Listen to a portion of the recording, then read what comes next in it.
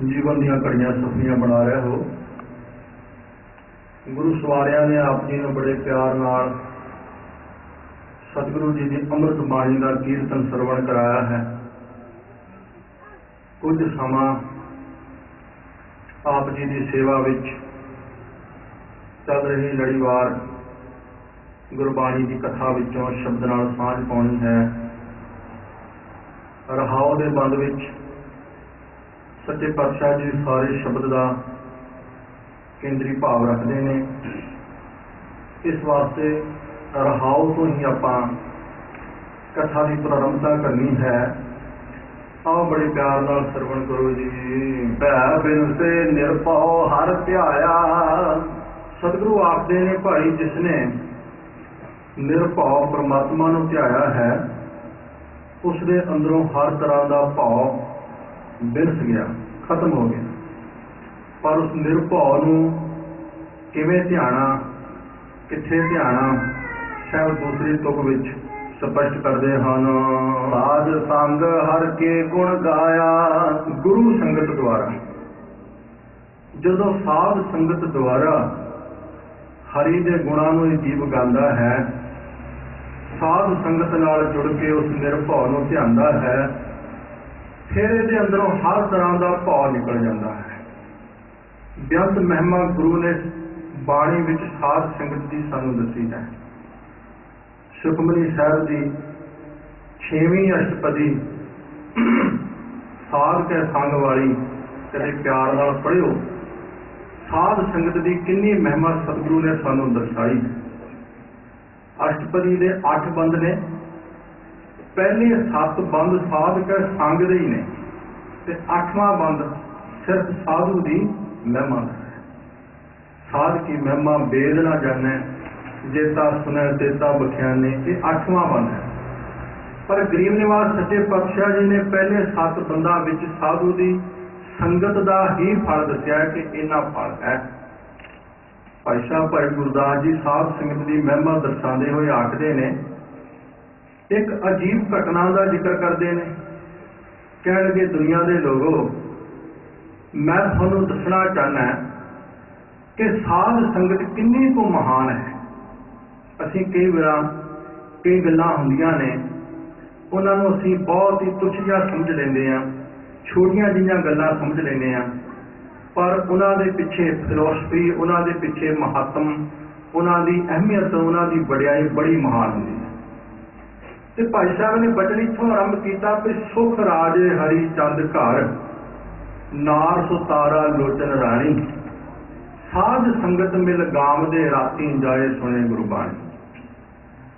राजे हरि चंद दी रानी तारा रानी सत संगण है, प्रभु प्यार विच भिजी हुई है। जिस वेले रात नूं राजा सौ जाता है ते रानी उठ के सतसंगत विच चली जाती है। ते भाई साहब कहते ने की होया, पिछों राजा जागिया, अद्धी रात निखंड बिहानी, रानी दिसना आवे मन विच वरत गई है रानी। अद्धी रात नूं राजा उठिया, देखा कि रानी नहीं है। राजा बड़ा हैरान होया, है रानी कित्थे चली गई। ते भाई साहब कहने लगे राजा बड़ा सियाणा सी, राजे ने एकदम कोई फैसला ना लिया। उन्हें सियाणप तो काम लिया कि जिन्ना चिर कुछ अखी ना वेख लिया जाए, जिन्ना चिर किसी गल के उपर असी पूर्ण तौर पर कोई दृढ़ता, कोई निश्चा ना कर लीजिए, उसका फैसला लेना ठीक नहीं बनता। तो भाई साहब कहते हैं राजे ने की सियाणप की, होर राती उठ के पिछे चलिया तरल जवानी, रानी के पिछे पिछे उतरिया, पता तो चले रानी जाती किथे है। तो भाई साहब कह लगे राजा उदों हैरान होया, रानी पहुंची संगति, जदों रानी संगत विच चली गई। जदों रानी संगत विच जाके जुड़ गई ना, ते राजे ने वेख्या रानी संगत विच जुड़ गई है, ते रानी नूं झूठियां सिद्ध करन वास्ते राजे ने की कीता, राजे खड़ी खड़ाओ निसारी। जिहड़ियां खड़ावां रानी पाकी आई सी ना, वो खड़ावां दे जोड़े विचों एक खड़ाम राजा चुक के लै गया। ते जदों रानी दे पैर विच एक खड़ाम नहीं होएगी, एक खड़ाम उसने हाथ विच फड़ी होएगी, तो मैं पूछांगा रानी तो कितों आई है, मैं उन्हें झूठी साबित करांगा। ते रानी डर जाएगी, रानी दहल जाएगी, अगों तो राणी साध संगत में जाएगी नहीं। भाई साहब कह लगे राजे ने बड़ी नीति तो कम लिया, पर मैं साध संगत की महिमा दसनी चाहना है। तो भाई साहब कह लगे की होया, जिस वेले इधर राणी ने देखा कि मेरी एक खड़ाऊं गुआच गई है, उन्होंने विचारी नूं की पता भी राजा ही चुक के लै गया है। मन विच सोचती है कि जदों मेरे एक पैर विच खड़ाम नहीं होएगी तो राजा मेरे ते कोई गलत शक करेगा, हो सकता राजा मैनू कुछ सजा भी देवे। उन्हें साध संगत के अगे हाथ जोड़े, गुरु की संगत जी हुण इज्जत का सवाल बन गया है, हुण इज्जत का सवाल बन गया। हुण जे मैं नगन पैरी जाती हाँ, राजा मेरे ते कोई ना कोई तुहमत लाएगा, राजा मेरे मैनू कुछ सजा देगा। तो भाई साहब कह लगे साध संगत आराध्या जोड़ी जुड़ी खड़ाओ पुरानी। वो जिहड़ी खड़ाम चुक के लै गया सी ना राजा, बिल्कुल उहदे वर्गी खड़ाम दूसरी पैदा हो गई। संगत ने अरदास की, सतगुरु हुण इत्थे इज्जत का सवाल है, हुण इत्थे लाज का सवाल है। जदों राजे नूं पता चलेगा कि संगत विच गया एक खड़ाम गुआच आई है, तो फिर साध संगत के उत्तों भी विश्वास टुटेगा, राणी का भी विश्वास टुटेगा, तो फिर राजे का भी विश्वास टुटेगा। सतगुरु ने एक बाणी विच शब्द वरतिया, प्रभ जियो खसमाना कर प्यारे, हे प्रभु तू मेरी मालकी कर, बुरे भले हम थारे, बुरे हाँ भले हाँ पर तेरे हाँ। सुनो बिनती ठाकुर मेरे, जी जंत तेरे धारे, राख पैद नाम अपने की। ए मालिक हुण तेरे नाम का सवाल आ गया, हुण इत्थे तेरे नाम का सवाल आ बनया। हुण अपने नाम की लाज रख, मेरा कुछ नहीं बिगड़ना। मैं तो होएगा ना कि कल तो नाम जपना छड्ड देंगा, पर हुण इज्जत तेरे नाम की है, सवाल तेरे नाम का कर के आण के। राख पैज नाम अपने की करन करावन हारे, हुण तू अपने नाम की पैज रख। संगत ने अरदास की सच्चे पातशाह, ये हुण इज्जत का सवाल है। इत्थे हुण संगत की गल है, इत्थे हुण राणी की गल नहीं, क्योंकि जे राणी नगन पैरी जाएगी तो संगत तो विश्वास टुटेगा। तो भाई साहब कहते ने साध संगत आराध्या जोड़ी जुड़ी खड़ाओ पुरानी, राजे डिठा चलत इहो ये खड़ाम है चोज बिडाणी। राजे ने जदों जाके वेख्या है, जिहड़ी खड़ाम मैं लेके आया बिल्कुल उहदे वर्गी खड़ाम एक होर आ जुड़ी है। उस दिन तो राजे के अंदर भी विश्वास बन गया, उस दिन तो राजा भी सत्संगी बन गया, उस दिन तो राजे का भी जीवन बदल गया। तो भाई साहब कहते हैं क्यों बदलिया? साध संगत विटों कुर्बानी। मैं गुरु संगत तो कुर्बान जाना, क्योंकि गुरु संगत ने राणी की लाज रखी तो राजे का भी मन मुड़ आया। जे किते राणी उत्थे झूठी साबित हो जाती, राजे का भी जीवन नहीं सी बदलना। भाई साहब ने एक होर बड़ी सुंदर गाथा सुनाई, कह लगे मैं साध संगत की किन्नी को महिमा दसा, जदों मैं दुनिया वाल वेखना साध संगत की किन्नी को वडियाई दसा। तो भाई साहब कह लगे सुन प्रताप कबीर दा, दूजा सिख हुआ सैन नाई। एक सैन जिहड़े नाई जाति नाल संबंधित सन, प्रेम भगत राती करे भलके राज द्वारे जाई। भगत सैन जी सारी रात भगती करते रहते सन, बंदगी करते रहते सन, ते सवेर नूं राजे की सेवा करने वास्ते जांदा सी, मुठा चापी करने वास्ते जांदा सी। ते की होया, आए संत पढ़ौने कीर्तन होवा रैन सबाई, छड्ड ना सकै संत जन राज द्वार ना सेव कमाई। एक दिन सतसंगी इकट्ठे हो गए, कह लगे भगत जी अज आपां सारी रात ही परमेश्वर वाहिगुरू जी की कीर्ति करनी है, अज सारी रात ही परमेश्वर वाहिगुरू की कीर्ति दे विच आपां जुड़ना है। भगत जी ऐसे जुड़े वो सत संगत का रस छड्ड नहीं सके, वो संगत दे विचों जिहड़ा आनंद आ रहा सी भगत जी छड्ड नहीं सके। की होया, दूसरे दिन जा नहीं सके, लेट हो गए। राजे की समय सिर मुठा चापी नहीं कर सके, ओदी नौकरी नहीं कर सके। ते भाई साहब कह लगे सैन रूप हर जाए गए, आया राणे नूं रिझाई। उधर जदों परमेश्वर वाहिगुरू ने वेख्या कि मेरा प्यारा ते सत संगत दे विच जुड़ गया है, अज राजे की सेवा विच नहीं पहुंच सकिया, हुण संगत की इज्जत का सवाल बन गया। राजा परमात्मा आप सैन का रूप धारण करके राजे की सेवा विच पहुंच गया। राजे को खुश किया, प्रसन्न किया। जिहड़ा कोई शरीरक रोग सी राजे का वह भी दूर हो गया। सैन रूपार जाए आया राणे नूं रिझाई। ते भाई साहब कहते ने की होया, दूसरे दिन साध जना नूं विदा कर राज द्वार गया शर्माई।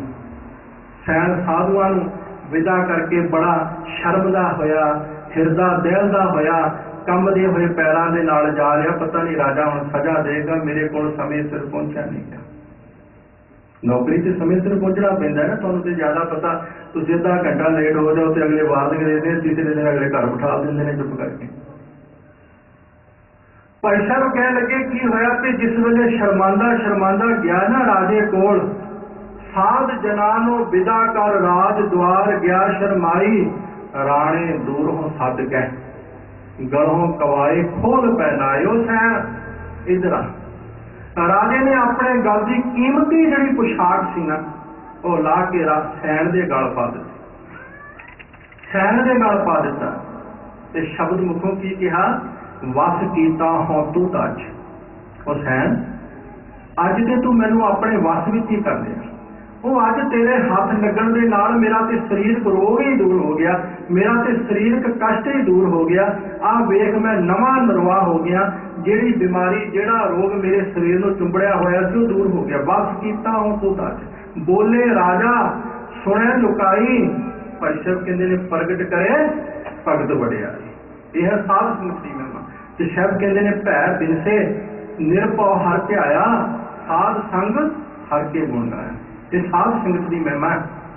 पर असी साध संगत वालों अवेसले रहने हैं। साध संगत प्रति साडे अंदर कोई इन्नी ज़्यादा दिलचस्पी नहीं होती। साध संगत विच जुड़न का साडे अंदर इन्ना ज़्यादा कोई चाव गुरु की संगत जी नहीं होता। पर श्री गुरु ग्रंथ साहब की बाणी पढ़ के फिर पता चलता कि साध संगत की किन्नी को महिमा, साध संगत की किन्नी को वडियाई है। भाई साहब भाई गुरदास जी के उत्ते सिख ने एक सवाल कर दिता, कहने लगा भाई साहब मैं तुहानूं पुछना चाहना है कि सिर उच्चा नीवें चरण सिर पैरी पांदे। पैर नीवे ने सिर उच्चा, पर फिर भी सिर पैरों से रखा जाता। क्यों? क्योंकि इस करके ते मूँह अखी नक कन देह भारो चाहते। ते पैरों उपर शीस इस करके रखा जाता है कि ये पैर शरीर को लेके तुरते हैं, ये पैर शरीर का भार चुकते हैं, ये पैर शरीर का भार चुकी फिरते हैं। इस करके पैरों से मत्था टेकिया जाता, इस करके पैरों से सिर रखा जाता। तो भाई साहब कह लगे बिल्कुल नहीं, पैर तो सारिया के शरीर चुकी फिरते हैं, तो सारिया के पैरों से मत्था थोड़ा टेकिया जाता है। जे पैरों को इस करके पूजा जाता होवे कि ये पैर 70 किलो भार चुकी फिरते हैं, फिर तो सारिया को चुकी फिरते हैं, फिर तो सारिया को मत्था टेकना चाहिए, सारिया थोड़ा टेकते हैं। सिर उच्चा नीवें चरण सिर पैरी पांदे, मूँह अखी नक कन दे भार उचांदे। सिख कह लगा भाई साहब मैं इहो ते पुछना चाहना कि सब किहन छड्ड पूजियन कौन कर्म कमांदे। कि सारे शरीर के अंगां नूं छड्ड के सिर्फ पैरों की पूजा की जाती है। अक्सर पैर इहो जिहा कर्म करते किहड़ा नहीं। अक्सर इन्हां पैरों की बाकी दे अंगां नालों की इहो जी महानता कि इन्हां पैरों से सिर रखा जाता। सब किहन छड्ड पूजियन कौन कर्म कमांदे। ते भाई साहब ने जवाब दिता, सिखा गुर शरणी साध संगति नित चल चल जाते। जेड़े पैर निता प्रति गुरु संगत वालों चलते हैं ना, गुरु चरणों वालों तेनों लेके जाते हैं ना, उन्होंने पैरों से मत्था टेकिया जाता, सारे पैरों से मत्था नहीं टेकिया जाता। गुर शरणी साध संगति नित चल चल जाते। ते भाई साहब ने एक होर वचन किया, कह लगे धावन पर उपकार नो कर पार वसांदे। आ पैर से तेरे ऊपर बहुत बड़ा परोपकार कर रहे हैं, क्योंकि तेन गुरु वालों लेके आते हैं। इन्हों पैरों का तेरे ऊपर बहुत बड़ा एहसान है, इन्हों पैरों का तेरे ऊपर बहुत बड़ा उपकार है। तेनों होर कोई अंग नहीं गुरु चरणों वालों लेके आ सकता। जिसके कोल पैर नहीं उन्होंने पुछ के वेख, वो गुरु वालों आ नहीं सकता। जिसे पैर नहीं तुरते वो गुरु के दर्शन नहीं आके कर सकता। इन्होंने पैरों ने वेख तेरे ऊपर कितना बड़ा उपकार किया कि तेन गुरु वालों ले आए हैं, तेन साध संगत वालों ले आए हैं। गुर शरणी साध संगति नित चल चल जाते धावन परोपकार नो कर पार वसांदे। श्री गुरु ग्रंथ साहब का एक बचन पढ़ियो, शायद कह लगे तिस जान के पाग नित पूजिए मेरी जिंदड़िए जो मार्ग धर्म चले सैराम। ਜਿਹੜੇ पैर धर्म वाल ਨੂੰ ਤੁਰਦੇ ਨੇ, गुरु वाल ਨੂੰ ਤੁਰਦੇ ਨੇ, ਉਹਨਾਂ ਪੈਰਾਂ ਤੇ ਮੱਥਾ ਟੇਕਣਾ ਕੋਈ ਅਯੋਗ ਨਹੀਂ, ਉਹਨਾਂ ਪੈਰਾਂ ਤੇ ਝੁਕ ਜਾਣਾ ਕੋਈ ਅਯੋਗ ਨਹੀਂ। ਸਤਿਗੁਰੂ ਨੇ ਬਾਣੀ ਵਿੱਚ ਵੀ ਖਿਆਲ ਦੇ ਦਿੱਤਾ, ਜੋ ਦਿਸੈ ਗੁਰਸਿੱਖੜਾ ਇਸ ਨਿਮ ਨਿਮ ਲਾਗੋਂ ਪਾਏਂਦਿਓ। ਸ਼ਾਇਦ ਕਹਿੰਦੇ ਕਿ ਜਦੋਂ ਮੈਨੂੰ ਕੋਈ ਗੁਰਸਿੱਖ ਦਿਸਦਾ ਮੇਰਾ ਚਿੱਤ ਕਰਦਾ ਮੈਂ ਇਹਦੇ ਪੈਰਾਂ ਤੇ ਮੱਥਾ ਟੇਕਾਂ, ਕਿਉਂਕਿ ਇਹਦੇ ਪੈਰ ਗੁਰੂ ਵੱਲ ਨੂੰ ਤੁਰਦੇ ਨੇ, ਕਿਉਂਕਿ ਇਹਦੇ ਪੈਰ ਇਹਨੂੰ ਗੁਰੂ ਵੱਲ ਨੂੰ ਲੈ ਕੇ ਜਾਂਦੇ ਨੇ। ਤੇ ਭਾਈ ਸਾਹਿਬ ਕਹਿੰਦੇ ਨੇ ਮੇਰਾ ਚਿੱਤ ਕਰਦਾ ਤੇ ਮੇਰੀ ਖੱਲੋਂ ਮੌਜੜੇ ਗੁਰਸਿੱਖ ਹਟਾਉਂਦੇ। ਇਹੋ ਜਿਹੇ ਜਿਹੜੇ ਸਤਸੰਗੀ ਨੇ ਨਾ, ਇਹੋ ਜਿਹੇ ਜਿਹੜੇ ਨਿਤਾ ਪ੍ਰਤੀ ਸੰਗਤ ਵਿੱਚ ਜਾ ਕੇ ਜੁੜਦੇ ਨੇ, ਗੁਰੂ ਦੇ ਦਰਸ਼ਨ ਕਰਦੇ ਨੇ, ਮੇਰਾ ਚਿੱਤ ਕਰਦਾ ਤੇ ਮੇਰੇ ਸਰੀਰ ਦੀ ਖਲੜੀ ਦੀਆਂ ਜੁੱਤੀਆਂ ਬਣਾ ਕੇ ਜੇ ਗੁਰੂ ਕੇ ਸਿੱਖ ਪੈਰਾਂ ਵਿੱਚ ਪਾ ਕੇ ਹੰਡਾਣ ਤੇ ਮੈਂ ਆਪਣੇ ਵੱਡੇ ਭਾਗ ਸਮਝਾਂਗਾ। ਮੇਰੀ ਖੱਲੋਂ ਮੌਜੜੇ ਗੁਰਸਿੱਖ ਹਟਾਉਂਦੇ ਮਸਤਕ ਲੱਗੇ ਸਾਧ ਰਹਿਣ ਵੱਡ ਭਾਗ ਜਿਨ੍ਹਾਂ ਦੇ ਵੱਡੇ ਭਾਗ ਨੇ, ਉਹਨਾਂ ਨੂੰ ਐਸੇ ਸਤਸੰਗੀਆਂ ਦੇ ਚਰਨਾਂ ਦੀ ਖਾਕ ਨਸੀਬ ਹੁੰਦੀ। ਉਹਨਾਂ ਭਾਈ ਸਾਹਿਬ ਨੇ ਤੇ ਸਤਿਗੁਰੂ ਦੀ ਅੰਮ੍ਰਿਤ ਬਾਣੀ ਵਿੱਚ ਕਿੰਨੇ ਗੁਰੂ ਸੰਗਤ ਦੀ ਮਹਿਮਾ ਹੈ। ਤੇ ਸਾਹਿਬ ਕਹਿੰਦੇ ਨੇ ਜਿਹੜਾ ਸਾਧ ਸੰਗਤ ਵਿੱਚ ਜੁੜ ਕੇ ਉਸ ਨਿਰਭਉ ਨੂੰ ਧਿਆਉਂਦਾ ਹੈ, ਜਿਹੜਾ ਉਸਦੇ ਗੁਣ ਗਾਉਂਦਾ ਹੈ, ਉਹਦੇ ਅੰਦਰੋਂ ਹਰ ਤਰ੍ਹਾਂ ਦਾ ਭੈ, ਉਹਦੇ ਅੰਦਰੋਂ ਹਰ ਤਰ੍ਹਾਂ ਦਾ ਡਰ ਖਤਮ ਹੋ ਜਾਂਦਾ ਹੈ। ਸਾਹਿਬ ਕਹਿੰਦੇ ਕਿ ਉਹਦਾ ਕਿਹੋ ਜਿਹਾ ਜੀਵਨ ਬਣ ਜਾਂਦਾ। ਆਓ ਬੜੇ ਪਿਆਰ ਦੇ ਨਾਲ ਸਰਵਣ ਕਰੋ, ਪੂਰੇ ਸ਼ਬਦ ਦੇ ਵਿੱਚ ਉਸ ਜੀਵਨ ਦੀ ਤਸਵੀਰ ਕੀਤੀ ਸਤਿਗੁਰੂ ਨੇ। ਪਿਆਰ ਨਾਲ ਸਰਵਣ ਕਰੋ ਜੀ। ਕਾਲ ਕਲੇਸ਼ ਗੁਰ ਸ਼ਬਦ ਨਿਵਾਰੇ। ਤੇ ਸੰਗਤ ਵਿੱਚ ਕੀ ਹੈ ਸ਼ਬਦ? ਜਦੋਂ ਸੰਗਤ ਵਿੱਚ ਆਣ ਕੇ ਸਿੱਖ ਸ਼ਬਦ ਨਾਲ ਜੁੜਦਾ ਤੇ ਸਾਹਿਬ ਕਹਿਣ ਲੱਗੇ ਕਾਲ ਕਲੇਸ਼ ਗੁਰ ਸ਼ਬਦ ਨਿਵਾਰੇ। ਗੁਰੂ ਸ਼ਬਦ ਨੇ ਜੀਵਨ ਦੇ ਵਿੱਚੋਂ ਹਰ ਤਰ੍ਹਾਂ ਦਾ ਕਲਾ ਕਲੇਸ਼ ਹੀ ਮੁਕਾ ਦਿੱਤਾ, ਸਿੱਖ ਨੂੰ ਇੱਕ ਨਵਾਂ ਜੀਵਨ ਬਖਸ਼ਿਸ਼ ਕਰ ਦਿੱਤਾ। ਸ਼ਬਦ ਦੀ ਮਹਿਮਾ, ਸਿੱਖ ਦਾ ਤੇ ਗੁਰੂ ਹੀ ਸ਼ਬਦ ਹੈ, ਸਿੱਖ ਦਾ ਤੇ ਗੁਰੂ ਹੀ ਸ਼ਬਦ ਹੈ। ਸ੍ਰੀ ਗੁਰੂ ਅਮਰਦਾਸ ਸਾਹਿਬ ਨੂੰ ਪੁੱਛੋ ਸੱਚੇ ਪਾਤਸ਼ਾਹ ਸ਼ਬਦ ਦੀ ਕੀ ਵਡਿਆਈ ਹੈ ਤੇ ਸ਼ਬਦ ਤੋਂ ਬਿਨਾਂ ਇਸ ਮਨੁੱਖ ਦਾ ਕੀ ਹਾਲ ਹੈ। ਸੋਰਠ ਰਾਗ ਦੇ ਵਿੱਚ ਇੱਕ ਬਚਨ ਆਉਂਦਾ ਸਾਹਿਬ ਗੁਰੂ ਅਮਰਦਾਸ ਸਾਹਿਬ ਦਾ। ਸਤਿਗੁਰੂ ਆਖਣ ਲੱਗੇ ਦੁਨੀਆ ਦੇ ਲੋਗੋ ਮੈਂ ਤੁਹਾਨੂੰ ਸ਼ਬਦ ਦੀ ਵਡਿਆਈ ਦੱਸਣਾ ਚਾਹੁੰਦਾ। ਹਮ ਸ਼ਬਦ ਮੋਏ, ਅਸੀਂ ਸ਼ਬਦ ਦੁਆਰਾ ਹੀ ਵਿਕਾਰਾਂ ਵੱਲੋਂ ਮਰੇ ਹਾਂ। ਇਹ ਸ਼ਬਦ ਹੀ ਹੈ ਜਿਹਨੇ ਸਾਡੇ ਜੀਵਨ ਨੂੰ ਬਦਲ ਕੇ ਰੱਖ ਦਿੱਤਾ। ਸੱਜਣ ਠੱਗ ਦਾ ਜੀਵਨ ਸ਼ਬਦ ਨੇ ਬਦਲਿਆ ਸੀ ਨਾ, ਭੂਮੀਏ ਚੋਰ ਦਾ ਜੀਵਨ ਸ਼ਬਦ ਨੇ ਬਦਲਿਆ ਸੀ ਨਾ। ਸਤਿਗੁਰੂ ਆਖਣ ਲੱਗੇ ਹਮ ਸ਼ਬਦ ਮੋਏ, ਅਸੀਂ ਸ਼ਬਦ ਦੁਆਰਾ ਹੀ ਵਿਕਾਰਾਂ ਵੱਲੋਂ ਮਰੇ ਹਾਂ। ਸ਼ਬਦ ਮਾਰ ਜਿਵਾਲੇ ਭਾਈ, ਸ਼ਬਦੇ ਹੀ ਮੁਕਤ ਪਾਈ। ਸ਼ਬਦ ਦੁਆਰਾ ਹੀ ਗੁਰੂ ਵਿਕਾਰਾਂ ਵੱਲੋਂ ਮਾਰ ਕੇ ਨਿਰੰਕਾਰ ਦੀ ਤਰਫ ਨਵਾਂ ਜੀਵਨ ਬਖਸ਼ਿਸ਼ ਕਰਦਾ ਹੈ। ਸਤਿਗੁਰ ਕੇ ਜਨਮੇ ਗਵਨ ਮਿਟਾਇਆ, ਨਵਾਂ ਜੀਵਨ ਸ਼ੁਰੂ ਹੋ ਜਾਂਦਾ ਹੈ, ਇੱਕ ਨਵਾਂ ਜੀਵਨ ਮਿਲਦਾ ਹੈ। ਅਸੀਂ ਜਦੋਂ ਅੰਮ੍ਰਿਤ ਛਕਨੇ ਹਾਂ ਉਦੋਂ ਪੰਜ ਪਿਆਰੇ ਸਾਨੂੰ ਕੀ ਸਮਝਾਉਂਦੇ ਨੇ। ਉਸ ਵੇਲੇ ਸਾਡਾ ਨਾਮ ਵੀ ਬਦਲਿਆ ਜਾਂਦਾ ਹੈ, ਉਸ ਵੇਲੇ ਮਾਤਾ ਪਿਤਾ ਦਾ ਨਾਮ ਵੀ ਬਦਲਿਆ ਜਾਂਦਾ ਹੈ, ਉਸ ਵੇਲੇ ਸਾਡਾ ਜਨਮ ਸਥਾਨ ਵੀ ਬਦਲਿਆ ਜਾਂਦਾ। ਕਿਉਂ? ਕਿਉਂਕਿ ਜੀਵਨ ਬਦਲ ਗਿਆ। ਪਹਿਲਾ ਜੀਵਨ ਖਤਮ ਹੋ ਗਿਆ, ਹੁਣ ਇੱਕ ਨਵਾਂ ਜੀਵਨ ਸ਼ੁਰੂ ਹੋਇਆ। ਉਸ ਨਵੇਂ ਜੀਵਨ ਨੂੰ ਨਾਲ ਲੈ ਕੇ ਤੁਰਨਾ ਹੈ, ਉਸ ਨਵੇਂ ਜੀਵਨ ਦੀ ਸੇਧ ਵਿੱਚ ਤੁਰਨਾ ਹੈ। ਸਤਿਗੁਰੂ ਆਖਣ ਲੱਗੇ ਹਮ ਸ਼ਬਦ ਮੋਏ, ਸ਼ਬਦ ਮਾਰ ਜਿਵਾਲੇ ਭਾਈ, ਸ਼ਬਦੇ ਹੀ ਮੁਕਤ ਪਾਈ। ਸ਼ਬਦ ਦੁਆਰਾ ਹੀ ਵਿਕਾਰਾਂ ਤੋਂ ਖਲਾਸੀ ਪਾਈ ਹੈ। ਹਮ ਸ਼ਬਦ ਮੋਏ, ਸ਼ਬਦ ਮਾਰ ਜਿਵਾਲੇ ਭਾਈ, ਸ਼ਬਦੇ ਹੀ ਮੁਕਤ ਪਾਈ। ਸ਼ਬਦੇ ਮਨ ਤਨ ਨਿਰਮਲ ਹੋਆ, ਹਰ ਵਸਿਆ ਮਨ ਆਈ। ਸ਼ਬਦ ਦੁਆਰਾ ਹੀ ਸਾਡਾ ਮਨ ਤੇ ਤਨ ਪਵਿੱਤਰ ਹੋਇਆ ਤੇ ਇਸ ਪਵਿੱਤਰ ਜੀਵਨ ਵਿੱਚ ਨਿਰੰਕਾਰ ਆਣ ਕੇ ਵਸ ਗਿਆ। ਸ਼ਬਦ ਗੁਰ ਦਾਤਾ ਜਿਤ ਮਨ ਰਾਤਾ, ਹਰ ਸਿਉ ਰਹਿ ਸਮਾਈ। ਸ਼ਬਦ ਹੀ ਦਾਤਾ ਹੈ ਤੇ ਜਦੋਂ ਸ਼ਬਦ ਦੇ ਵਿੱਚ ਸਿੱਖ ਦਾ ਜੀਵਨ ਲੀਨ ਹੋ ਜਾਂਦਾ, ਸ਼ਬਦ ਸਰੂਪ ਹੀ ਸਿੱਖ ਬਣ ਜਾਂਦਾ ਤੇ ਫਿਰ ਪ੍ਰਮਾਤਮਾ ਵਿੱਚ ਵੀ ਲੀਨ ਹੋ ਜਾਂਦਾ। ਸ਼ਬਦ ਗੁਰ ਦਾਤਾ ਜਿਤ ਮਨ ਰਾਤਾ, ਹਰ ਸਿਉ ਰਹਿ ਸਮਾਈ। ਸੱਚੇ ਪਾਤਸ਼ਾਹ ਜਿਹੜੇ ਸ਼ਬਦ ਨਾਲੋਂ ਟੁੱਟੇ ਹੋਏ ਨੇ, ਜਰਾ ਉਹਨਾਂ ਦੇ ਬਾਰੇ ਵੀ ਸਾਨੂੰ ਝਾਤ ਮਰਵਾ ਦਿਓ। ਤੇ ਸਾਹਿਬ ਨੇ ਦੂਸਰਾ ਬੰਦ ਉਚਾਰਨ ਕੀਤਾ, ਸ਼ਬਦ ਨਾ ਜਾਣੇ ਸੇ ਅੰਨੇ ਬੋਲੇ। ਸ਼ਬਦ ਨਾ ਜਾਣੇ ਸੇ ਅੰਨੇ ਬੋਲੇ, ਤੇ ਕਿਤਾ ਇਹ ਸੰਸਾਰਾ। ਸਾਹਿਬ ਕਹਿਣ ਲੱਗੇ ਜਿਹੜੇ ਸ਼ਬਦ ਨਾਲ ਟੁੱਟ ਗਏ ਨੇ, ਉਹ ਤੇ ਇਦਾਂ ਜੀਵਨ ਜੀ ਰਹੇ ਨੇ ਜਿਵੇਂ ਕੋਈ ਮਨੁੱਖ ਅੱਖਾਂ ਤੋਂ ਵੀ ਅੰਧਾ ਹੋਵੇ ਤੇ ਕੰਨਾਂ ਤੋਂ ਵੀ ਬੋਲਾ ਹੋਵੇ। ਜਿਹੜਾ ਅੱਖਾਂ ਤੋਂ ਅੰਧਾ ਹੋਵੇ, ਕੰਨਾਂ ਤੋਂ ਬੋਲਾ ਹੋਵੇ, ਗੂੰਗਾ ਉਹ ਸੁਭਾਵਿਕ ਹੋਵੇਗਾ, ਕਿਉਂਕਿ ਅਸੀਂ ਉਹੀਓ ਕੁਝ ਬੋਲਦੇ ਹਾਂ ਜੋ ਸੁਣਦੇ ਹਾਂ, ਉਹੀਓ ਕੁਝ ਬੋਲਦੇ ਹਾਂ ਜੋ ਵੇਖਦੇ ਹਾਂ। ਜਦੋਂ ਵੇਖਾਂਗੇ ਕੁਝ ਨਹੀਂ, ਸੁਣਾਂਗੇ ਕੁਝ ਨਹੀਂ, ਤੇ ਸੁਭਾਵਿਕ ਹੈ ਕਿ ਅਸੀਂ ਗੂੰਗੇ ਹੋਵਾਂਗੇ। ਤੇ ਸਤਿਗੁਰੂ ਆਖਣ ਲੱਗੇ, ਵਾਹਿਗੁਰੂ ਨਾ ਕਰੇ ਕੋਈ ਇਹੋ ਜਿਹਾ ਮਨੁੱਖ ਹੋਵੇ ਜਿਹਨੂੰ ਅੱਖਾਂ ਤੋਂ ਦਿਸਦਾ ਨਾ ਹੋਵੇ, ਕੰਨਾਂ ਤੋਂ ਸੁਣਦਾ ਨਾ ਹੋਵੇ, ਤੇ ਜੀਭਾਂ ਤੋਂ ਬੋਲਣਾ ਆਉਂਦਾ ਹੋਵੇ, ਉਹ ਤੇ ਪੱਥਰ ਨਾਲੋਂ ਵੀ ਪੈਣਾ। ਤੇ ਗੁਰੂ ਕਹਿਣ ਲੱਗੇ, ਸ਼ਬਦ ਨਾਲੋਂ ਟੁੱਟ ਕੇ ਮਨੁੱਖ ਬਸ ਇਹੋ ਜਿਹਾ ਜੀਵਨ ਜੀ ਰਿਹਾ। ਸ਼ਬਦ ਨਾਲ ਜਾਣੇ ਤੇ ਅੰਨੇ ਬੋਲੇ, ਨਾ ਤੇ ਉਹਨਾਂ ਨੇ ਕਦੇ ਗੁਰੂ ਦਾ ਦਰਸ਼ਨ ਕੀਤਾ ਬੋਲੇ, ਤੇ ਨਾ ਉਹਨਾਂ ਨੇ ਕਦੇ ਗੁਰੂ ਦੀ ਅੰਮ੍ਰਿਤ ਬਾਣੀ ਸੁਣੀ, ਤੇ ਨਾ ਉਹਨਾਂ ਨੇ ਕੰਠ ਦੇ ਨਾਲ ਰਸਨਾ ਦੇ ਨਾਲ ਕਦੇ ਗੁਰੂ ਦਾ ਸ਼ਬਦ ਗਾਵਿਆ। ਕਿਉਂਕਿ ਜਦ ਗੁਰੂ ਦਾ ਦਰਸ਼ਨ ਕਦੇ ਨਹੀਂ ਕੀਤਾ, ਜਦ ਗੁਰੂ ਦੀ ਬਾਣੀ ਕੰਨਾਂ ਵਿੱਚ ਨਹੀਂ ਕਦੇ ਪੈਰ ਦਿੱਤੀ, ਫਿਰ ਜੀਵਾਂ ਨਾਲ ਗੁਰੂ ਨੂੰ ਗਾਣਗੇ ਕਿਵੇਂ, ਬਾਣੀ ਨੂੰ ਉਚਾਰਨ ਕਿਵੇਂ ਕਰਨਗੇ। ਤੇ ਸ਼ਬਦ ਕਹਿੰਦੇ ਉਹਨਾਂ ਦਾ ਸੰਸਾਰ ਤੇ ਆਉਣ ਦੀ ਲੋੜ ਹੀ ਕੀ ਸੀ, ਐਵੇਂ ਵਾਧੂ ਦਾ ਭਾਰ ਹੀ ਹੈ। ਸ਼ਬਦ ਨਾ ਜਾਣੈ ਸੇ ਅੰਨੇ ਬੋਲੇ, ਸੇ ਕਿਤ ਆਏ ਸੰਸਾਰਾ। ਤੇ ਸਤਿਗੁਰੂ ਆਖਣ ਲੱਗੇ, ਹਰ ਰਸ ਨਾ ਪਾਇਆ, ਬਿਰਥਾ ਜਨਮ ਗਵਾਇਆ, ਜੰਮਹਿ ਵਾਰੋ ਵਾਰਾ। ਬਸ ਜਨਮ ਮਰਨ ਦੇ ਗੇੜ ਵਿੱਚੋਂ ਪਏ ਰਹਿੰਦੇ ਨੇ। ਉਹਨਾਂ ਨੇ ਪਰਮੇਸ਼ਰ ਵਾਹਿਗੁਰੂ ਦੇ ਨਾਮ ਦਾ ਰਸ ਚੱਖਿਆ ਨਹੀਂ, ਆਪਣਾ ਜੀਵਨ ਉਹਨਾਂ ਨੇ ਵਿਅਰਥ ਗਵਾ ਲਿਆ। ਤੇ ਉਹਨਾਂ ਦੀ ਹਾਲਤ ਇਹ ਹੋਈ ਕਿ ਬਿਸ਼ਟਾ ਕੇ ਕੀੜੇ ਬਿਸ਼ਟਾ ਮਾਹੇ ਸਮਾਣੇ।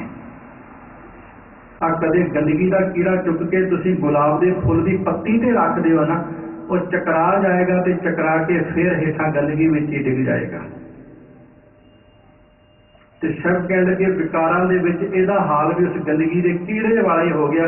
ਇਹਨੂੰ ਗੁਰੂ ਦੀ ਬਾਣੀ ਚੰਗੀ ਨਹੀਂ ਲੱਗਦੀ, ਇਹਨੂੰ ਸ਼ਬਦ ਚੰਗਾ ਨਹੀਂ ਲੱਗਦਾ।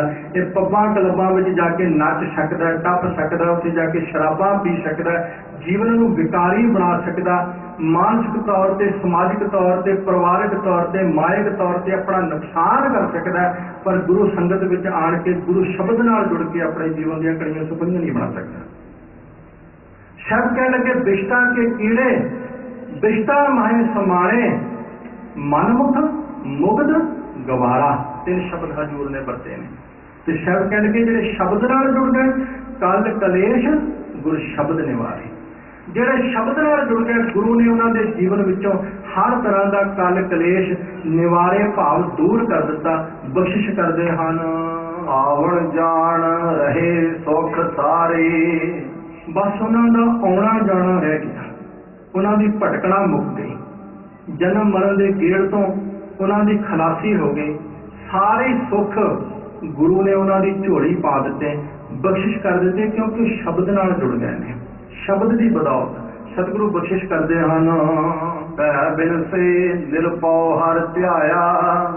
ਹੇ ਭਾਈ, ਜਿਹੜੇ ਨਿਰਭਉ ਨੂੰ ਧਿਆਉਂਦੇ ਨੇ, ਉਸ ਪਰਮਾਤਮਾ ਨੂੰ ਧਿਆਇਆ, ਜੀਵ ਦੇ ਅੰਦਰੋਂ ਹਰ ਤਰ੍ਹਾਂ ਦਾ ਭਉ ਬਿਨਸ ਗਿਆ ਹੈ। ਸਾਧ ਸੰਗ ਹਰਿ ਕੇ ਗੁਣ ਗਾਇਆ। ਕਿਉਂਕਿ ਸਾਧ ਸੰਗਤ ਨਾਲ ਜੁੜ ਕੇ ਉਹਨਾਂ ਨੇ ਪਰਮੇਸ਼ਰ ਵਾਹਿਗੁਰੂ ਦੇ ਗੁਣਾਂ ਨੂੰ ਗਾਇਆ। ਅੱਜ ਅੰਮ੍ਰਿਤ ਵੇਲੇ ਵੀ ਇਹ ਵਿਚਾਰਾਂ ਚੱਲੀਆਂ ਸਨ, ਹਰ ਕੀਰਤ ਸਾਧ ਸੰਗਤ ਹੈ ਫਿਰ ਕਰਮਨ ਕੈ ਕਰਮਾ। ਸ਼ਬਦ ਕਹਿ ਲਗੇ, ਕਰਮ ਤੇ ਬਹੁਤ ਨੇ, ਪਾਠ ਪੜਿਓ ਔਰ ਵੇਦ ਵਿਚਾਰਿਓ, ਨਿਬਲ ਭੁਇੰਗਮ ਸਾਧੇ, ਇਹ ਸਾਰੇ ਕਰਮ ਹੀ ਨੇ। ਪੂਰੀ ਅਸ਼ਟਪਦੀ ਵਿੱਚ ਹਜ਼ੂਰ ਨੇ ਕਰਮਾਂ ਦੀ ਗਿਣਤੀ ਗਿਣ ਕੇ ਸ਼ਬਦ ਕਹਿ ਲਗੇ, ਮੈਂ ਇਸ ਨਤੀਜੇ ਤੇ ਪਹੁੰਚਿਆ ਪਿਆਰੇ, ਇਨ ਵਿਦ ਮਿਲਣ ਨਾ ਜਾਈ, ਮੈਂ ਕੀਏ ਕਰਮ ਅਨੇਕਾਂ। ਮੈਂ ਅਨੇਕਾਂ ਲੋਕਾਂ ਨੂੰ ਅਨੇਕਾਂ ਤਰ੍ਹਾਂ ਦੇ ਕਰਮ ਕਾਂਡ ਕਰਦੇ ਵੇਖ ਲਿਆ, ਪ੍ਰਮਾਤਮਾ ਨੂੰ ਨਹੀਂ ਮਿਲਿਆ ਜਾ ਸਕਦਾ ਜੀ। ਫਿਰ ਉਹ ਕਿਹੜਾ ਕਰਮ ਹੈ ਜਿਹੜਾ ਕਿਤੇ ਨਿਰੰਕਾਰ ਨੂੰ ਮਿਲਿਆ ਜਾ ਸਕਦਾ। ਤੇ ਸਾਹਿਬ ਕਹਿ ਲਗੇ, ਹਰ ਕੀਰਤ ਸਾਧ ਸੰਗਤ ਹੈ ਫਿਰ ਕਰਮਨ ਕਹਿ ਕਰਨਾ। ਪਰ ਸਾਰਿਆਂ ਨੂੰ ਪ੍ਰਾਪਤ ਨਹੀਂ ਹੁੰਦਾ। ਕਹੋ ਨਾਨਕ ਤਿਸ ਭੈਓ ਪ੍ਰਾਪਤ ਜਿਸ ਪੁਰਬ ਲਿਖੇ ਕਾ ਲੈਣਾ। ਜਿਹਦੇ ਮੱਥੇ ਦਾ ਭਾਗ ਜਾਗਦਾ ਹੈ, ਸਾਧ ਸੰਗਤ ਵਿੱਚ ਆਣ ਕੇ ਜੁੜਨਾ, ਇਹ ਦਾਤ ਉਹਨੂੰ ਹੀ ਪ੍ਰਾਪਤ ਹੁੰਦੀ ਹੈ ਜਿਹਦੇ ਮੱਥੇ ਦਾ ਭਾਗ ਜਾਗ ਪੈਂਦਾ। ਤੇ ਗਰੀਬ ਨਿਵਾਜ ਆਖਦੇ ਨੇ, ਜਿਨ੍ਹਾਂ ਨੇ ਗੁਰੂ ਸੰਗਤ ਨਾਲ ਜੁੜ ਕੇ ਉਹਨੂੰ ਸਿਮਰਿਆ, ਉਹਨੂੰ ਧਿਆਇਆ, ਉਹਨਾਂ ਦੇ ਅੰਦਰੋਂ ਹਰ ਤਰ੍ਹਾਂ ਦਾ ਭਉ ਡਰ ਨਿਕਲ ਗਿਆ ਹੈ। ਇਸ ਤਰ੍ਹਾਂ ਵਿਸਰਾਮ ਦੇ ਕਰਕੇ ਬਖਸ਼ਿਸ਼ ਕਰਦੇ ਹਨ। ਚਰਨ ਕਵਲ ਰਿਦ ਅੰਤਰ ਧਾਰੀ। ਉਹਨਾਂ ਨੇ ਆਪਣੇ ਹਿਰਦੇ ਵਿੱਚ ਪ੍ਰਭੂ ਦੇ ਕੌਲ ਸਰੀਖੇ ਚਰਨ ਧਾਰਨ ਕਰ ਲੈਣੇ, ਭਾਵ ਪ੍ਰਮਾਤਮਾ ਦੀ ਯਾਦ ਜਿਹੜੀ ਮਨ ਕੌਲ ਫੁੱਲ ਵਾਂਗ ਕੋਮਲ ਹੈ, ਤੇ ਉਹ परमात्मा की याद विच जुड़ जाते हैं। मन भंवरा बन जाता है, परमात्मा की याद मकरंद बन जाती है। कदे तुसी नकली फुल रख दो ना, कागजां दा बना के रख दो, होर किसी तरह का कोई बनावटी फुल बना के रख दो, हाँ भंवरा भुलेखे नाल बह जाए वखरी गल है, पर जदों नूं पता चलेगा ना कि नकली फुल है, इहदे विच मकरंद नहीं है, तो उस वेले भंवरा उठ जाएगा, उस वेले उठ जाएगा।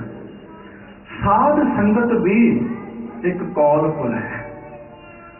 बहुत लोगों का जदों इकट्ठ हुंदा, हो सकता कई बार सिख भुलेखा खा जाए, बैठ जाए, पर जदों उहदे विच नाम दा मकरंद नहीं हुंदा, बाणी दा मकरंद नहीं ना हुंदा, ते सिख उठ के चला जाता। सिख कहता मैं की करना इत्थे बैठ के, इत्थे ते कोई रब दी गल ही नहीं हो रही। संगत कोई इकट्ठ दा नाम थोड़ो है, कोई बहुत बड़ा इकट्ठ हो गया, लखां की गिनती में लोग आ गए ने, खबरिया यह संगत है। भाई साहब कह लगे इत्थे इकट्ठ की कोई लोड़ नहीं है, दोए सिख साध संग, बस दोए बहुत ने, बहुतियां की लोड़ नहीं इत्थे। हुण गुरु शब्द सुनने वाले, हुण गुरु नाल जुड़न वाले, कच्ची बाणी दे सुनने वाले ना हुण श्री गुरु ग्रंथ साहिब की बाणी सुनने वाले, श्री गुरु ग्रंथ साहिब की बाणी नाल जुड़न वाले होने चाहिए ने, कच्चे नहीं होने चाहिए, ते कच्ची बाणी भी सुनने वाले नहीं होने चाहिए। भाई साहब कहते हैं मैनू दोए बहुत ने, मैं बहुतियां तो की लेना। दोए सिख साध संग, पंजी परमेश्वर है, 10 20 30 मिले अब गतूब है। किते भाई साहब कहते हैं साडे वांग दे 10 20 30 जुड़ जान, इहदी ते महिमा करनी ही की है, मैनू ते दो ही बहुत ने। ते हजूर कहते हैं साध संगत दे विच जदों नाम दे मकरंद विच सिख दा मन जुड़ जाता है ना, जदों सिख दे अंदर गुरु की याद, रब की याद मानो कौल फुल दे मकरंद वांग जुड़ जाती है, तो बख्शिश करते हैं अगन सागर गुर पार उतारी। ये जड़ा संसार अग दा सागर है, गुरु इस अग दे सागर तो पार कर दिंदा है। अग दे सागर विच ये जीव डुब रहा है, दुख भोग रहा है। बाबा फरीद जी आखते ने मैं जदों दुनिया का हाल वेखना तो मैनू तरस आंदा है, की हाल है इस दुनिया का। दुखा सेती दिन हो गया, सूला सेती रात, खड़ा पुकारे पातनी बेड़ा कप्पर बात। और दुनिया के लोगों हड़ आया होया, मुसाफिर डुबते जा रहे ने, पर इहदे विच पातन का की दोष है। वो तो पत्तन से खड़ा पुकारी जा रहा है, वो तो अपनी बुलंद आवाज विच कही जा रहे हो डुबण वालिओ किन्ना चंगा होवे जे तुसीं किते मेरे कोल आ जाओ, किते तुसीं आ बेड़ियां मेरे सुपुर्द कर दिओ। मैं अपनी सियाणप नाल जदों बेड़ी दे चप्पू मारांगा, इन्हां लहरां नूं कट के इन्हां लहरां नूं चीर के तुहानूं किनारे ते ला दिआंगा। ते गुरु कहंदे ने हुण पातन दा की दोष है, वो तो पुकारी जा रहा है। तो भाई साहब कहते ने, बाबा फरीद कहते ने लंबी लंबी नदी वह दुखा, लंबी लंबी नदी वह कंधी केरा हेत, बेड़े नो कप्पर क्या करे जे पातन रहे सचेत। एक अद्धा कोई जागिया श्री गुरु ग्रंथ साहिब अमृत वेले तो लेके शाम तक कूकी जा रहे हैं। वो दुनिया के लोगों क्यों डुबते जा रहे हो? किन्ना चंगा होवे जे तुसीं जिंदगी दीयां बेड़ियां मेरे हवाले कर दिओ ते मैं अपनी सियाणप तुहानूं दे दियां, अपनी मत रूपी चप्पू मारां ते दुखां दीयां लहरां नूं कट के मैं तुहानूं किसी किनारे ते ला दिआंगा। कोई सुणदा है? कोई नहीं सुणदा, डुबते जा रहे। हाँ, कोई एक अद्धा गुरु का सिख जिसने अपना जीवन गुरु के सुपुर्द कर दिता है, सतगुरु आ जीवन हुण तेरे अगे रख दिता है, ये जीवन हुण तेरा है, ਇਹਦੇ ਵਿੱਚ ਮੇਰੀ ਕੋਈ ਸਿਆਣਪ ਨਹੀਂ, ਇਹਦੇ ਵਿੱਚ ਮੇਰੀ ਕੋਈ ਮਤ ਨਹੀਂ। ਤੇ ਬਾਬਾ ਫਰੀਦ ਕਹਿੰਦੇ ਨੇ ਬੇੜੇ ਨੂੰ ਕੱਪਰ ਕਿਆ ਕਰੇ, ਹੁਣ ਇਹ ਲਹਿਰਾਂ ਕੀ ਕਰਨਗੀਆਂ ਜੇ ਪਾਤਣ ਰਹੇ ਸਚੇਤ। ਪਰ ਦੁਖਾਂਤ ਕਦੋਂ ਵਰਤਿਆ?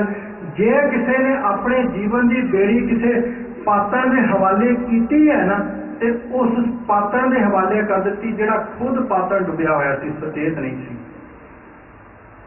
ਜ਼ਿੰਦਗੀਆਂ ਤੇ ਅਸੀਂ ਹਵਾਲੇ ਕੀਤੀਆਂ ਹੋਈਆਂ ਨੇ, पर किसी ने किसी बाबे के हवाले की हुई है, किसी ने किसी बाबे के हवाले की हुई है, ਜਿਹੜੇ बेचारे आप डुबते जा रहे हैं, वो डुबते डुबते लोगों को कही जाते हैं, वो दुनिया के लोग आओ असीं तुहानूं किनारे ला सकते हैं। ते हुण किनारे लगण वाले नूं सोचना चाहिए है ना, इन्ना कु दिमाग तो उसका भी होना चाहिए, इन्नी कु सोच तो उसकी भी होनी चाहिए है कि जिहड़ा पातण आप डुबदा जा रहा असीं इसके हवाले बेड़ी ना करिए, असीं इसके हवाले बेड़ी ना करिए।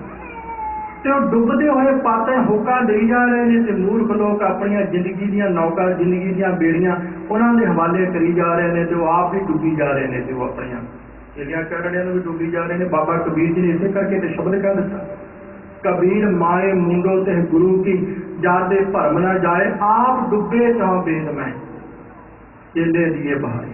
वो जो आप डुबे हुए सन ना, वो अपने चेलिया चटनिया भी नाले बहा के लै गए, पर उस कोई विरला है ना जो श्री गुरु ग्रंथ साहब के अगे आन के डिग पिया, हे सतगुरु मैं हुण तेरा ही बन गया। जो श्री गुरु ग्रंथ साहब रूपी सचेत पातण के अगे आन डिगा, तो साहब कह लगे जो सचेत पातण नाल जुड़ गया ना, झाड़ झक्खड़ ओहाड़ लहरी बहन लखेसरी, सतगुरु सौ अलाए बेड़े डुबण नाहे भाव। गुरु कह लगे तो गुरु के अगे किते जाके फरियादी बन जाए ना, फिर तेनों अपनी जिंदगी का बेड़ा, जिंदगी की बेड़ी, जिंदगी की नौका डुबण का कोई खतरा नहीं रहेगा, क्योंकि तू गुरु नाल जुड़ गया, क्योंकि तू गुरु नाल जुड़ गया। जिहड़े गुरु नाल जुड़ गए ना, सतगुरु ने उन्होंने दुखों दी लहरां विच, गुरु ने उन्होंने कष्टां दी लहरां विच, तकलीफां दी लहरां विच डुबण नहीं दिता है। वो इन्हां लहरां नूं, इन्हां दुखों नूं चीर के किनारे लग गए ने। भाई साहब भाई मनी सिंह जी का बंद कट दिता, उन्होंने उस दुख की लहर को कट के गुरु नाल जा जुड़े ने। भाई तारू सिंह ने सिर के खोपर से नहा लिया, शाहबाज सिंह ते सुबेग सिंह वर्गे चरखड़ियां ते चढ़ गए, उन्होंने इहो जिहे दुखों ते तकलीफां दी लहरां नूं चीर के वो अगाह निकल गए, क्योंकि गुरु सुचेत सी, क्योंकि पातन सुचेत सी। सतगुरु आखण लगे सिखा तू मैं दुखों दी लहरां विच डुबदा जा रहा, किन्ना चंगा होवे जदों तू गुरु नूं सुपुर्द हो जाएगा, गुरु तेनों इस अग दे सागर तो पार कर देवेगा। बूढ़त जात पूरे गुर काढे, डुबदे जांदे नूं पूरे गुरु ने कढ लिया। ये दुखों दे विच डुबदा जा रहा है, पूरे गुरु ने कढ लिया। सानूं ते पूरे गुरु की पहचान ही कोई नहीं है, सानूं ते पूरे गुरु का पता ही कोई नहीं है। मैं एक छोटी जी घटना 2 मिनट में थोड़ी सेवा में रख के समाप्ति करनी है। जिस वेले पिता कालू जी घर में बहुत ही कलेश करन लग पाए, तो राय बुलार ने साहब गुरु नानक के अगे बेनती की, सच्चे पातशाह आप थोड़े दिनों वास्ते भैन नानकी को सुल्तानपुर चले जाओ। तो जिस वेले सतगुरु नानक देव सच्चे पातशाह सुल्तानपुर साहब गए ना, तो जिस वेले हजूर ने अपने कदम अपने चरणों के भैन नानकी के दरवाजे के अंदर रखे, ते कवि संतोख सिंह कहते ने गए धाम जय राम बेदीन लाई, तबै नानकी सोदरी देख ताई।